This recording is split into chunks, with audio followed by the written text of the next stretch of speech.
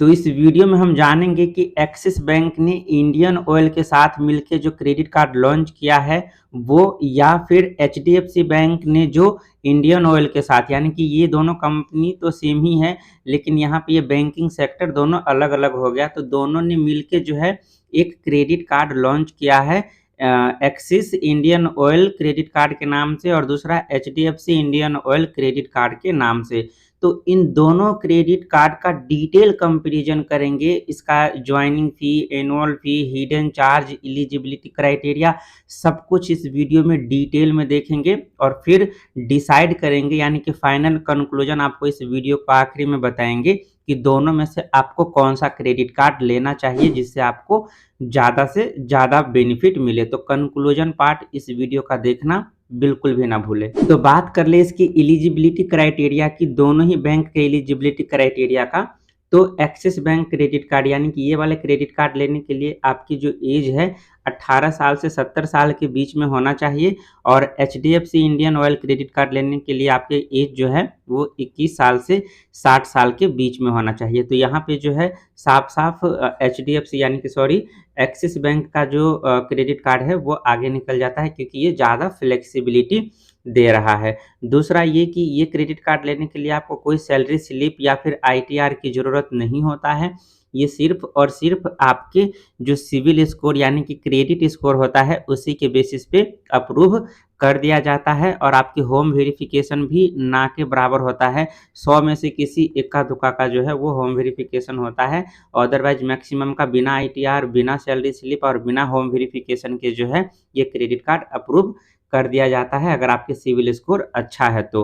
पर इस वाले केस में यानी कि एचडीएफसी का जो क्रेडिट कार्ड है उस केस में आप अगर सैलरीड है तो आपके मंथली इनकम जो है वो 10,000 से ज़्यादा होना चाहिए। ये सैलरी स्लिप आपसे मांगेगा और सैलरी स्लिप पे जो है 10,000 रुपये या फिर इससे ज़्यादा का जो आपके सैलरी है वो मेंशन होना चाहिए। और दूसरे केस में अगर आप सेल्फ एम्प्लॉय है तो आपको जो है आईटीआर आपके पास होना चाहिए पिछले साल का, और उस आईटीआर में आपका जो 6 लाख है उससे ज़्यादा का आईटीआर फिल होना चाहिए पर ईयर का। 6 लाख इसीलिए बोला क्योंकि 5 लाख तक जो होता है वो कोई इंटरेस्ट नहीं लगता है, यानी कि कोई भी गवर्नमेंट को टैक्स नहीं देना होता है। तो मोस्ट ऑफ द लोग जो होते हैं वो 5 लाख वाले कैटेगरी का आईटीआर बना लेते हैं, पर यहाँ पे इन्होंने ब्रैकेट लगा दिया है कि 6 लाख वाले होना चाहिए, यानी कि आप गवर्नमेंट को टैक्स देते होना चाहिए। तो ये काफ़ी रिस्ट्रिक्शन लगा दिया। और यहाँ पे होम वेरिफिकेशन भी मोस्ट ऑफ द केस में होम वेरिफिकेशन होता है। जैसे कि मैंने पेटीएम का एचडीएफसी बैंक क्रेडिट कार्ड लिया था तो उसमें भी मेरा होम वेरिफिकेशन हुआ था और मेरे से काफ़ी सारे क्वेश्चंस पूछे गए थे मेरे सैलरी और मेरे इनकम से रिलेटेड। तो एचडीएफसी का जो क्रेडिट कार्ड है उसमें आपको थोड़ा स्ट्रिक्ट पॉलिसीज होता है, तभी ये आपके क्रेडिट कार्ड को अप्रूव करते हैं। और दूसरा ये तो सबको पता होता है कि Aadhaar card, PAN card, mobile number होना चाहिए, और मोबाइल नंबर आपके आधार कार्ड और पैन कार्ड से लिंक होना चाहिए, और साथ में एक वैलिड ईमेल आईडी की भी ज़रूरत होती है। और यहाँ भी ये सेम केसेज होते हैं। तो इस वाले केस में ऑब्वियस सी बात है, यहाँ पे इंडियन ऑयल यानी कि axis bank Indian oil credit card जो है वो एलिजिबिलिटी क्राइटेरिया में काफ़ी आगे निकल जाता है। क्यों? क्योंकि ये आपको ज़्यादा फ्लेक्सिबिलिटी देती है। आगे हम बात कर ले इसके बेनिफिट्स की। तो बेनिफिट में हम सबसे पहले क्या देखते हैं कि हमको जो है वो ज्वाइनिंग बोनस क्या मिलता है, यानी कि वेलकम बेनिफिट के नाम से भी जानते हैं। तो एक्सिस बैंक आपको सीधा सीधा RS 250 रुपये दे देते हैं अगर आपका ये क्रेडिट कार्ड जो है अप्रूव होता है, और आप किसी भी पेट्रोल पंप पे जाके पेट्रोल या फिर डीजल भरवाते हैं 250 रुपये तक, तो आपको टोटल के टोटल 250 रुपये जो है वो कैशबैक के रूप में वापस कर दिया जाता है।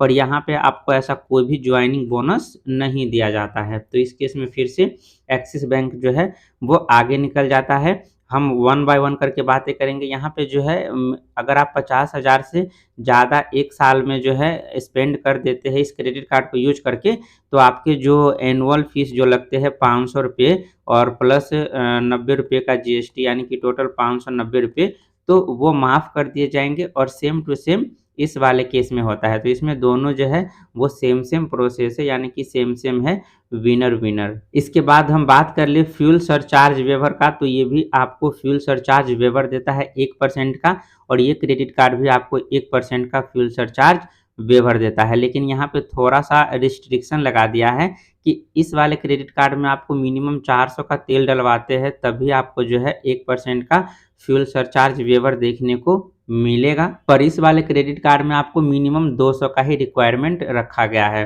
तो इस हिसाब से ये क्रेडिट कार्ड आगे निकल जाता है। पर यहाँ पे जो है मैक्सिमम आपको एक बिल जनरेट होने में यानी कि 1 महीने में ₹50 ही मैक्सिमम जो है आपका फ्यूल सरचार्ज वेवर मिलेगा। लेकिन इसमें मैक्सिमम जो है आपको ₹250 का फ्यूल सरचार्ज वेवर मिलेगा। तो माइनस प्लस हो के ये जो है अप्रॉक्सिमेटली दोनों को सेम हम कंसीडर कर सकते हैं। बाकी बात कर ले कैशबैक की, तो ये आपको पता है इंडियन ऑयल के साथ जो है एक्सिस बैंक ने टाई अप किया है और इसने भी इंडियन ऑयल के साथ टाई अप किया है। तो दोनों में आपको यहाँ पे 5% का जो है कैशबैक मिल जाता है, पर यहाँ पे 4% का ही मिलता है। तो इस हिसाब से ये आगे निकल जाता है। लेकिन यहाँ पे इसने जो है एक बॉन्ड लगा दिया है यानी कि ब्रैकेट लगा दिया है, आप ज़्यादा से ज़्यादा 250 ही अर्न कर सकते हैं, 250 कैशबैक पॉइंट। यहाँ पे कोई लिमिट नहीं है, यहाँ पे आप जो है कितना भी रिवॉर्ड पॉइंट जो है अर्न कर सकते हैं, इसमें कोई लिमिट नहीं होता है। और एक रिवॉर्ड पॉइंट का वैल्यू जो होता है 20 पैसे होता है, आप ध्यान रखना। और इसमें भी होता है 20 पैसे। तो 20 पैसे का मतलब अगर आपने यहाँ पे मान लो कि 100 स्पेंड करते हैं यानी कि 100 का पेट्रोल डलवाते हैं तो आपको 20 रिवॉर्ड पॉइंट मिलता है। यहाँ पे आप देख सकते हैं 20 रिवॉर्ड पॉइंट। तो इसको अगर 20 से मल्टीप्लाई करेंगे यानी कि 100 रुपये का पेट्रोल आपने डलवाया तो सीधा-सीधा आपको यहाँ पे ₹4 का कैशबैक मिल जाता है। इस केस में भी अगर आपने डलवाया है ₹100 का तो यहाँ भी आपको जो है ₹100 का अगर आप पेट्रोल डलवाते हैं तो आपको सीधा-सीधा ₹5 का कैशबैक मिलता है। यहाँ पे ₹4, यहाँ पे ₹5। तो ये यहाँ पे आगे निकलता है। लेकिन यहाँ पे इसने ब्रैकेट लगा दिया है, आप 250 से ज़्यादा इसके पॉइंट्स अर्न नहीं कर सकते हैं और यहाँ पे कितना भी अर्न कर सकते हैं। ओवरऑल अगर देखा जाए तो यही क्रेडिट कार्ड मुझे अच्छा लगा रिवॉर्ड्स पॉइंट के लिए। यहाँ पे एक और बेनिफिट आपको मिल जाता है कि अगर आप ऑनलाइन कोई भी प्रोडक्ट को परचेज करते हैं और तो आपको 5 रिवॉर्ड पॉइंट मिलता है और ₹100 का अगर स्पेंड करते हैं तो ₹100 पे 5 रिवॉर्ड पॉइंट, तो 1 रिवॉर्ड पॉइंट 20 पैसे का होता है, तो 5 रिवॉर्ड पॉइंट कितने रुपए का हो गया? ₹1 का। यानी कि ₹100 पे आपको ₹1 का कैशबैक मिलेगा अगर आप ऑनलाइन परचेज करते हैं तो। ऑनलाइन पे ₹100 पे ₹1, यहाँ पे अगर आप तेल भरवाते हैं तो ₹100 पे ₹4 कैशबैक मिलता है। तो क्योंकि ये तेल भरवाने के लिए ही इस क्रेडिट कार्ड को जो है लॉन्च किया गया है, इसलिए इस केस में आपको ज़्यादा मिलता है। और अगर आप कहीं पे ऑफलाइन ट्रांज़ैक्शन करते हैं तो ऑफलाइन ट्रांज़ैक्शन पे आपको जो है एक रिवॉर्ड पॉइंट ही मिलता है और एक रिवॉर्ड पॉइंट का वैल्यू जो होता है 0.2 रुपीज़ होता है यानी कि 20 पैसे होता है। तो उस हिसाब से आपको ₹100 अगर आप ऑफलाइन कहीं स्पेंड करते हैं तो आपको 20 पैसे ही कैशबैक दिया जाता है। सेम टू सेम इसमें भी है, अगर आप फ्यूल स्पेंड करते हैं तो 5% मिलता है सेम आउटलेट पे यानी कि इसका जो इंडियन ऑयल का है तो इंडियन ऑयल पे स्पेंड करते हैं तो 5% का आपको जो है सीधा-सीधा कैशबैक मिल जाता है। और अगर कहीं और स्पेंड करते हैं तो आपको ₹150 का स्पेंड करते हैं तो एक फ्यूल रिवॉर्ड पॉइंट मिलता है जो कि ₹150 पे आपको 20 पैसे का मिल रहा है बेनिफिट और यहाँ पे ₹100 पे ही 20 पैसे का बेनिफिट मिल रहा है। तो इस केस में फिर से ये क्रेडिट कार्ड आगे निकल जाता है एक्सिस बैंक का। अभी तक किसी भी ऐसा कैटेगरी नहीं है जिसमें एचडीएफसी आगे निकला हो। सारे केसेज में जो है एक्सिस ही आगे निकल रहा है और ये सारा डेटा आपके सामने है। तो ओवरऑल बात करें तो बेनिफिट में ये क्रेडिट कार्ड जो है काफ़ी आगे निकल जाता है। आगे इसकी बात कर ले फ़ी एंड चार्जेज की, तो दोनों के चार्ज को एक बार अच्छे से देख लेते हैं। तो आपको ₹500 जो है जॉइनिंग फ़ीस लगता है और प्लस ₹90 का जीएसटी, तो टोटल ₹590 इसमें भी लगता है और ₹590 इसमें भी लगता है फर्स्ट ईयर के लिए, यानी कि पहला साल दोनों में 590 और दूसरे साल में भी 590 लगता है। और अगर 50,000 से ज़्यादा की शॉपिंग एक साल में कर रहे हैं तो ये ₹590 आपको नहीं लगते हैं। ओवरऑल अगर हम बात करें तो फिर से कुछ न कुछ यानी कि ज़्यादा आगे तो नहीं निकलता है, पर थोड़ा-सा आगे ये क्रेडिट कार्ड जो है चार्ज के मामले में भी आगे निकल जाता है। और कुछ बात कर ले तो रेंट पेमेंट पे ये भी 1% का चार्ज करता है जो कि पहले नहीं करता था। ये क्रेडिट कार्ड भी अगर इस क्रेडिट कार्ड से रेंट पेमेंट करते हैं तो आपको 1% का चार्ज देना पड़ेगा। ज्वाइनिंग बोनस आपको 250 मिल रहा है, पर इसमें ज्वाइनिंग बोनस आपको कुछ नहीं मिल रहा है, तो इस केस में ये क्रेडिट कार्ड आगे निकल जाता है।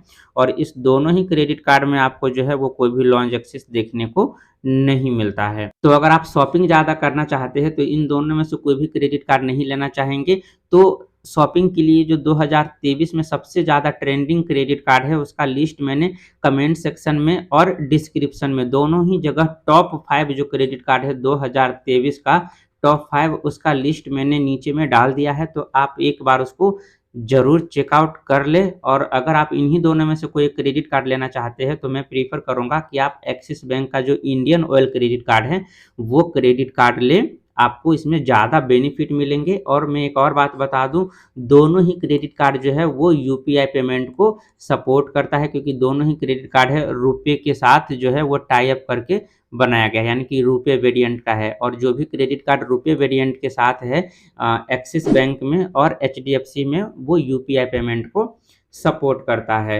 तो इस वीडियो से रिलेटेड कोई डाउट है तो कमेंट सेक्शन में आप हमसे पूछ सकते हैं। बाकी इसी तरह के इन्फॉर्मेटिव वीडियो देखने के लिए चैनल को सब्सक्राइब कर ले। मिलते हैं आपसे नेक्स्ट वीडियो में, तब तक के लिए अपना ख्याल रखिए। Bye bye.